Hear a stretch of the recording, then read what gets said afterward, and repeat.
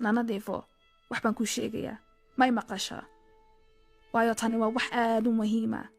adeerka Dubai jooga ayaa aad u xanuunsanaya waana halkaa aadna si aan u soo fiirino qoyska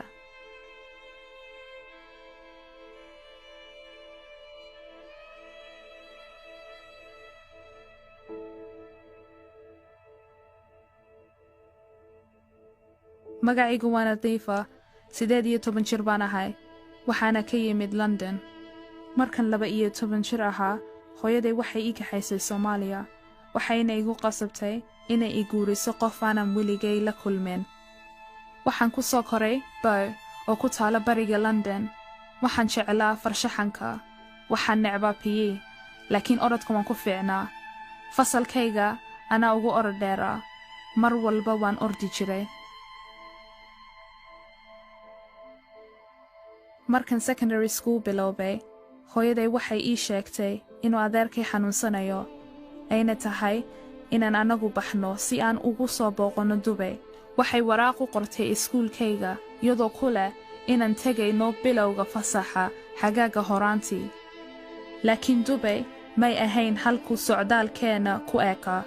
waxay i geynaysay Soomaaliya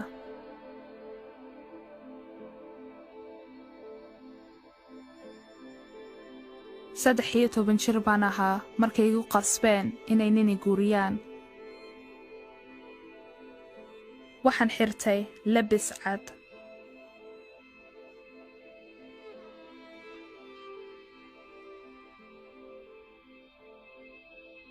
ka hor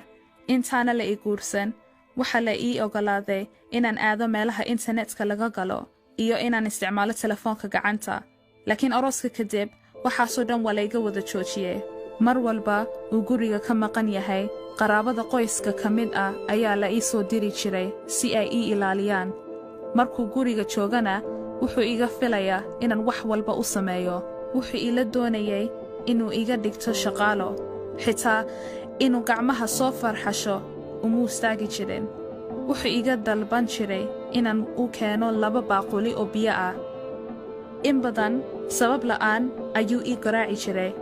wuxuu iga riday 2 ilkood oo foolsho ah marbuu walaalkiisa ii yimid wuxuuna i warsaday sidan ahay waxaanan ku yidhi inaan fiican ahay kadibna hadalkii aan walaalkiisa la hadlay ayuu igu garaacay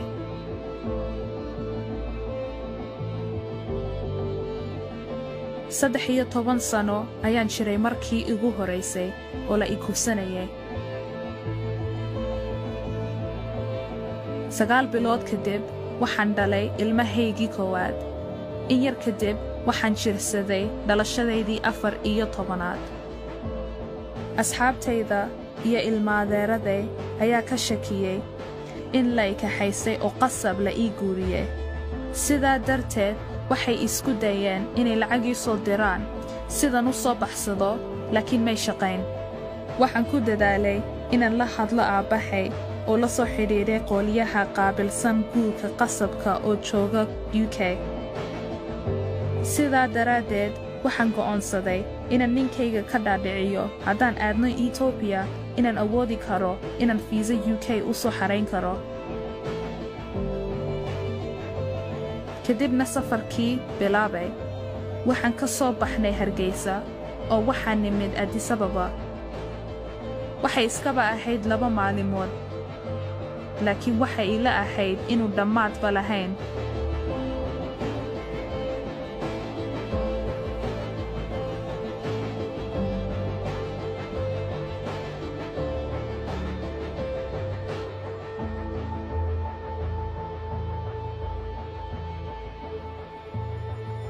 markii ugu horeysay aan qof la hadlo oo jooga safaaradda Ethiopia ku taala aad baan iyaga uga baqanayay inaan u sheego waxa dhacay laakiin isla markiiba waan u sheegay dibkii soo maray waxayna ii diyaariyeen dulimaad aan dib ugu laabanayo UK